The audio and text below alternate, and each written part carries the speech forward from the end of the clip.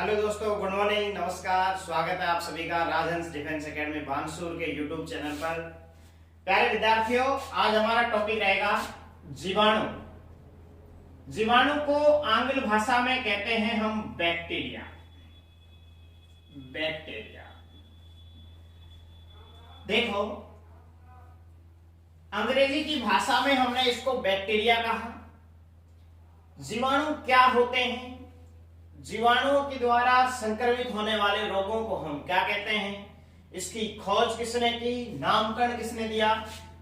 देखो, सबसे पहले बार जो जीवाणु खोजे गए थे उस साइंटिस्ट का नाम था बेटा Anton von Leeuwenhoek. Anton von Leeuwenhoek, जिसको हम शॉर्ट में A.V. ल्यूवेनहॉक भी कहते हैं। तो एज यू विश आप ध्यान रख सकते हो। जीवाणु को जीवाणु कहने वाले वैज्ञानिक थे, यानी कि बैक्टीरियाज आर नोमेनक्लेटेड बाय, नामकरण किसके द्वारा किया गया? एक साइंटिस्ट थे एहरेनबर्ग। वैज्ञानिक का नाम क्या है बच्चों? एहरेनबर्ग। अब सबसे पहला जो जीवाणु खोजा गया, इस जीवाणु का नाम था माइकोप्लाज्मा। क्या नाम था बच्चों? माइकोप्लाज्मा। और जो इसकी आकृति थी वो कैसी थी? गोलाकार। कैसी थी मेरे बच्चों? गोलाकार। और इसका जो साइज था वो बताते हैं अपन 0.001 म्यू एम, जिसे अपन PPLO कहते हैं। जो भी परीक्षार्थी रीट की तैयारी कर रहे हैं, ये इंपॉर्टेंट क्वेश्चन है, आप ध्यान रखें। इसका पूरा नाम होता है pleuro pneumonia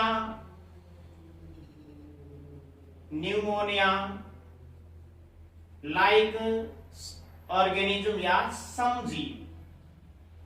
pleuro pneumonia like organism या समजीव। लाइक मतलब समान और ऑर्गेनिज्म मतलब जीव। आप इसको ध्यान रख सकते हो। ये क्या है? ये माइकोप्लाज्मा की इकाई है, जिसके व्यास को आमाप है, एक प्रकार का। आमाप का मतलब मापने वाली इकाई है, जो माइकोप्लाज्मा में आएगी। प्यारे बच्चों, जीवाणुओं का काम क्या होता है? सबसे इंपॉर्टेंट बात तो इनकी जो आकृति होती है, वो आकृति होती है छड़ के आकार की। छड़ आकार होती है, या वृत्ताकार होती है, या वर्तुलाकार होती है, सर्कुलर, यानी कि गोलाकार भी बता सकते हैं अपन। इसके बाद में अपन बात करेंगे बच्चों कि एक जीवाणु का जर्म प्लाज्म सिद्धांत हम पढ़ते हैं, जर्म प्लाज्म थ्योरी, जिसको देने वाले वैज्ञानिक थे हमारे पास में रॉबर्ट कॉच। एक वैज्ञानिक का आप सभी ध्यान रख सकते हैं नाम। क्या नाम है बच्चों? रॉबर्ट कॉच ने जीवाणु का जर्म प्लाज्म सिद्धांत दिया था। सबसे पहला प्रश्न, जीवाणु से खोजकर्ता A.V. ल्यूवेनहॉक, नामकरण एहरेनबर्ग द्वारा। सबसे पहला जीवाणु खोजा गया माइकोप्लाज्मा। आकार कैसा था उसका? गोलाकार। कितने आकार का था? 0.001 mu m. PPLO, pleuropneumonia like organism. आकृति में कैसे होते हैं? छड़ाकार के, वृत्ताकार, गोलाकार है। जर्म प्लाज्म सिद्धांत किसने दिया था? रॉबर्ट कॉच ने दिया था। किसने दिया था बच्चों? रॉबर्ट कॉच ने। अब बात आती है हमारे पास में जीवाणु जनित रोगों की। तो परिभाषा आप ध्यान रख सकते हो। देखो, एग्जाम में प्रश्न आता है कि ऐसे रोग जो जीवाणु द्वारा संक्रमित किए जाते हैं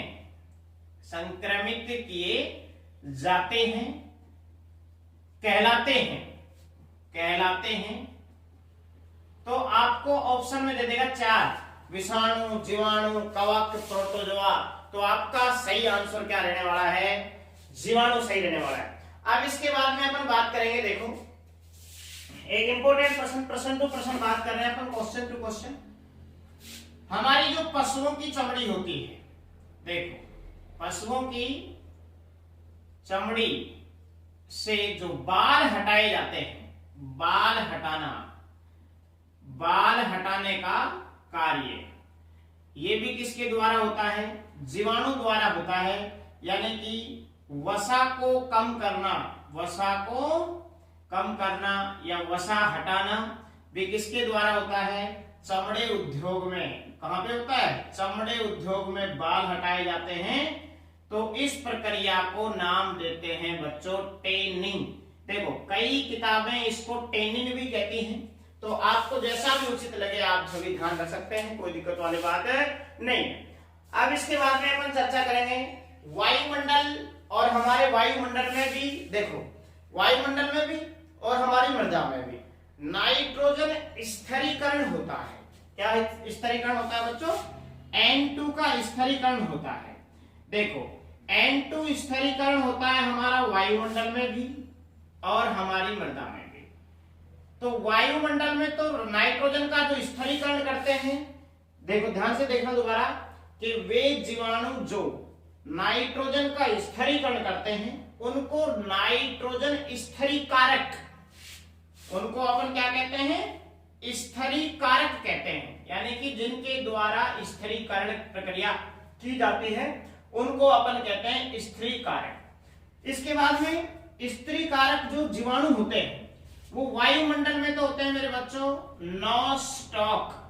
क्या होते हैं बच्चों? नॉस्टॉक और एनाबीना। क्या होते हैं बच्चों? Nostoc, anabaena. ये दोनों आप अच्छे से ध्यान रखें, सबसे इंपॉर्टेंट प्रश्न है। और एक हमारा प्रश्न है बेटा कि जो वायुमंडल के बाद में हमारी मृदा में, तो मृदा में होता है, एक तो होता है राइजोबियम, एक जीवाणु का नाम क्या है बच्चों? राइजोबियम है, और एक का नाम है ब्रेडीराइजोबियम। तो इन जीवाणुओं के द्वारा हमारी मृदा में, हमारी भूमि में, हमारी मिट्टी में जो नाइट्रोजन का स्थिरीकरण है हमारी फसलों के लिए जो उपयोगी है। देखो जब तक नाइट्रोजन स्थिरीकरण नहीं होगा, जब तक अच्छी क्वालिटी की फसलें पैदा नहीं होंगी। तो स्थिरीकरण किसके द्वारा होता है? स्थिरीकारकों द्वारा। और नाइट्रोजन स्थिरीकारक यहाँ पे कौन है? जीवाणु है। तो वायुमंडल में नॉस्टॉक, एनाबीना और हमारी मृदा में राइजोबियम और ब्रेडीराइजोबियम। तो एक बार आप इसका स्क्रीनशॉट ले लीजिए, फिर अपन नेक्स्ट देखते हैं।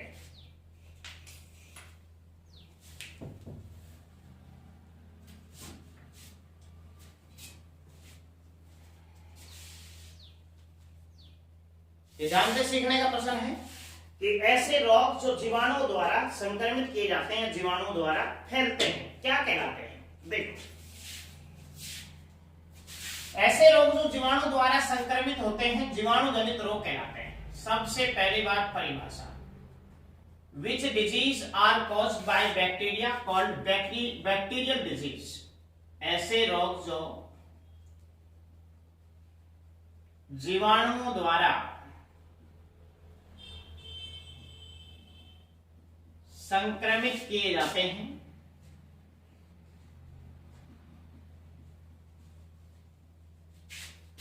जीवाणु जनित रोग कहलाते हैं।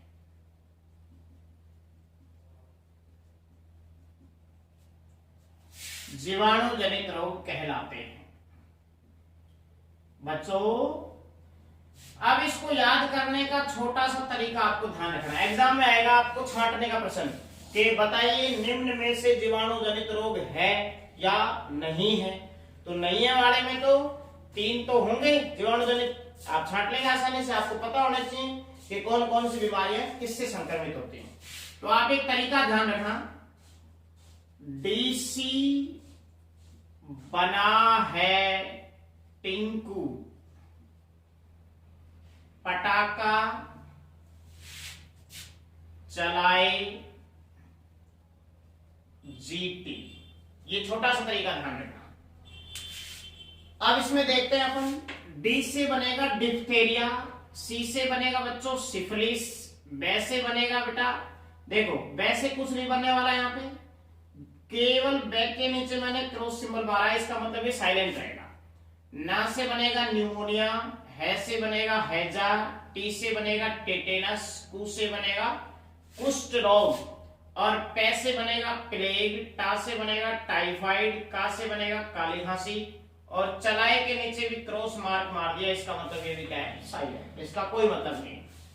जी से बनेगा फिर गोनेरिया, और सी से टी से बनेगा हमारा टीबी। देखो डी से बनेगा बच्चों डिप्थेरिया, डिप्थेरिया। सी से बनेगा मेरे बच्चों सिफिलिस,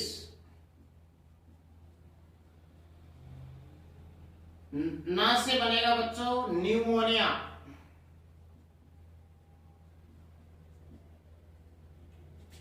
है से बनेगा बच्चों हैजा, टी से बनेगा बच्चों टिटेनस। देखो टिटेनस को हम धनुष बाय भी कहते हैं, धनुष बाय या हनु स्तंभ भी इसको अपन कहते हैं।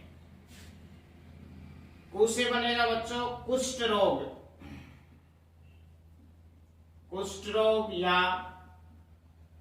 लेप्रोसी या कोड। इसके बाद में मेरे बच्चों पैसे बनेगा प्लेग, पैसे बनेगा प्लेग, और बच्चों फिर टा से बनेगा हमारा टाइफाइड, टाइफाइड जिसको आप दाना भी कहते हो। का से बनेगा बच्चों काली खांसी या कुकर खांसी, और जी से बनेगा बच्चों गोनेरिया या गोनेरी, और टी से बनेगा मेरे बच्चों टीबी, और टीबी का पूरा नाम होगा, टी से बनेगा ट्यूबरकुलोसिस और बी से बैक्टीरियम। तो क्या नाम हो जाएगा पूरा इसका, ट्यूबरकुलोसिस बैक्टीरियम। आप अच्छे से ध्यान रख सकते हैं। इसके बाद में जो डिप्थेरिया है, सिफिलिस, इन सब के एक एक रोगजनक होंगे। गुरुजी रोगजनक क्या होते हैं बच्चों? रोग का मतलब जो भी बीमारी पढ़ाया था पहले लेक्चर में आप पढ़ेंगे, और जनक होता है जन्म देने वाला। तो वे कारक जो रोग पैदा करते हैं, जो रोग क्या करते हैं, पैदा करते हैं या रोग को जन्म देते हैं, रोग जनक कहलाते हैं। डिप्थेरिया का जो रोग जनक होगा वो होगा बच्चों कोरिनोबैक्टीरियम डिप्थेरी, कोरिनोबैक्टीरियम डिप्थेरी। इसके बाद में होगा बच्चों सिफिलिस का ट्रोपोनेमा पैलिडम, ट्रोपोनेमा पैलिडम, ये ध्यान रखना बच्चों आप। न्यूमोनिया का होगा स्ट्रेप्टोकोकस न्यूमोनाई। बोलो बच्चों, स्ट्रेप्टोकोकस न्यूमोनाई या डिप्लोकोकस न्यूमोनाई। कोई किताबें डिप्लोकोकस पढ़ती हैं और कोई किताबें स्ट्रेप्टोकोकस। हैजा का होगा बच्चों विब्रियो कोलेरी, विब्रियो कोलेरी। मेरे लाडले बच्चों इसको कालरा जीवाणु भी कहते हैं, कालरा जीवाणु। देखो कालरा जीवाणु और टीबी की जो तपेदिक होता है, इसका और भी नाम होते हैं, देखते रहो। इसका नाम एक तपेदिक भी होता है जो आपको बताना भूल गए थे, एक क्षय रोग होता है, एक गरीब का रोग इसे कहते हैं। इन दोनों के जीवाणुओं की खोज करने वाले भी कौन थे? रॉबर्ट कोच वैज्ञानिक। ध्यान रखना, एक्स्ट्रा मैंने बताया आपको। टेटेनस का क्लोस्ट्रीडियम, क्लोस्ट्रीडियम टिटेनी। कुष्ठ रोग का होगा बच्चों mycobacterium leprae, mycobacterium leprae. Plague का होगा बेटा बोर्डोटेला पर्टुसिस।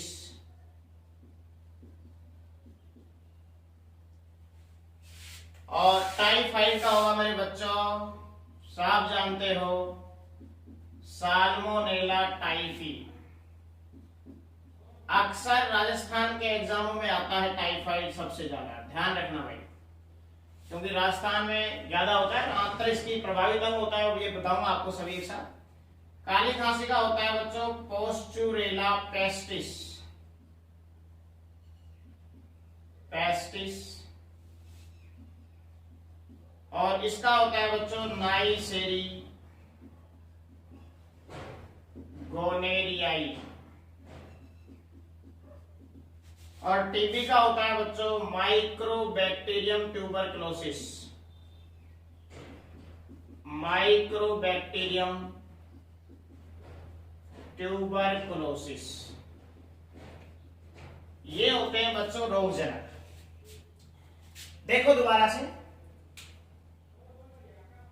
साल्मोन कोरिनोबैक्टीरिया डिप्थेरी, इसको गलघोटू श्वास नली इसमें संक्रमित होती है, इसे गलघोटू भी कहते हैं। श्वास लेने में कठिनाई होना और ये सब इसके लक्षण होते हैं। सिफिलिस में नर के शिशन के अग्र भाग पर लाल लाल रंग के दाने बन जाते हैं, खुजली चलती है, जो जीवाणु जनित रोग होता है। न्यूमोनिया में बच्चों में सबसे ज्यादा होता है न्यूमोनिया रोग, जो फेफड़ों को, हमारी श्वास तंत्र को, हमारे नासिका मार्ग को, इनको प्रभावित करता है, जिससे खांसी, जुकाम, बुखार तेजी से आते हैं। हैजा जो होता है वो पाचन तंत्र को संक्रमित करता है, हमारे प्रभावित करता है, तो उल्टी आएंगी, दस्त लगेंगे, बार बार शरीर में पानी की कमी हो जाएगी हैजे में। टिटनस में शरीर झुक जाता है, इस प्रकार से कुबड़ निकल जाता है। जबड़ा सबसे ज्यादा प्रभावित होता है। टिटेनस एक ऐसी बीमारी जिसमें हमारे शरीर के मांसपेशियां, यानी कि हमारा जो मस्कुलर सिस्टम है, पेशीय तंत्र जो है वो इफेक्टेड होता है। किसमें? टिटेनस में। ध्यान रखना, जो भी एक जीवाणु जनित रोग क्लॉस्ट्रिडियम टिटेनस होता है। कुष्ठ रोग में पूरे संपूर्ण अंग पर, त्वचा पर, हर एक अंग पर चिपचिपा दुर्गंध युक्त पदार्थ निकलता है, जिसे कोड कहते हैं। प्लेग क्या होता है? छोटे छोटे छोटे छोटे अंगूर के गुच्छे जैसी संरचनाएं, मोटे मोटे मोटे मोटे गांठें हमारे शरीर से बाहर निकल जाती हैं, उसे अपन प्लेग कहते हैं, जो कि चूहों से फैलता है। टाइफाइड, इसमें हमारी छोटी आंत जो सबसे ज्यादा भोजन का अवशोषण करती है वो संक्रमित होती है, तो उससे हमारा पाचन तंत्र बिगड़ जाता है। उल्टी, दस्त, शरीर का कमजोर होना, दाना निकलना भी अपन उसको कहते हैं, मोती झरा भी कहते हैं। काली खांसी, जैसे बहुत तेज खांसी आने लगेगी, सूखी खांसी, ब्लीडिंग होने लगेगी, कफ में ब्लड आएगा, तो उसे काली खांसी। गोनेरियाई, ये जो हमारा सुजाक भी कहते हैं, इस बीमारी को हम सुजाक भी कहते हैं, ध्यान रखना। ये महिलाओं के या पुरुषों के मूत्र मार्ग से संबंधित है। मूत्र मार्ग में जलन और सूजन आएगी। और टीबी तो आप सभी जानते हो, अब टीबी को भारत से हटाने का काम चल रहा है। सबसे ज्यादा प्रश्न वहां से आते हैं जिस चीज को देश में बढ़ावा दिया जाता है। तो आने वाले एग्जामों में कोरोना से ज्यादा प्रश्न आएंगे। मैं आपने आपको प्रीवियस क्लास में पढ़ा दिया था, सोर्स बीमारी कोरोना वायरस से होती है, तीव्र श्वसन संबंधी संरक्षण था, वो बाद की बात थी, अपन ने कर ली प्रीवियस क्लास, आप विजिट कर सकते हैं। टीबी सबसे ज्यादा एग्जाम में आने वाला प्रश्न है, टीबी से सबसे ज्यादा आते हैं, तो रीट वाले परीक्षार्थी ध्यान देंगे। अब की बार आपके 100% टाइफाइड और इसमें आने के चांसेस बनते हैं, तो आप सभी अच्छे से पढ़ सकते हैं। आपने एक चीज और पढ़ी होगी, या अभी पढ़ लेंगे आप, डीपीटी एक टीका होता है जो बच्चों में लगाया जाता है 1.5 से 2.5 साल में, 2 साल में। एक हमारे पास में ATS और एक होता है मेरे बच्चों BCG। तीनों याद रखने हैं, मैं आपको पूरे नाम बता रहा हूं। D मीन्स होता है डिप्थीरिया, P मीन्स होता है मेरे बच्चों पर्टुसिस, पर्टुसिस, और T मीन्स होता है मेरे बच्चों टाइफाइड। बच्चों 3 बीमारियों में ये आएगा काम डीपीटी का टीका, यानी कि डिप्थीरिया में, पर्टुसिस में यानी कि काली खांसी में, और टाइफाइड में। ये 3 बीमारियों के लिए छोटी उम्र में हमारा टीका लगता है, ध्यान रखना। एंटी टेटेनस सीरम, जो कि अपन कट जाते हैं ना, कई बार कट जाते हैं, कुछ पत्थर वत्थर चोट आ जाती है, ब्लीडिंग होने लगती है, तो टेटनस का इंजेक्शन लगवाने लगते हैं, तो वो एंटी टेटनस सीरम है। उसका नाम क्या है? Anti tetanus serum. तो टिटनस के बचाव के लिए एंटी टिटनस सीरम का अपन यूज करते हैं। BCG बैसिलस क्लीमेंट ग्यूरिन, ये जो हमारी थेरेपी होती है एक प्रकार की, जो कि बच्चों टीबी के रोग में काम आती है, यानी कि टीबी में हम ये काम करते हैं, ये औषधि काम आती है हमारी बैसिलस क्लीमेंट ग्यूरिन। तो एक बार आप इसका स्क्रीनशॉट ले लीजिए और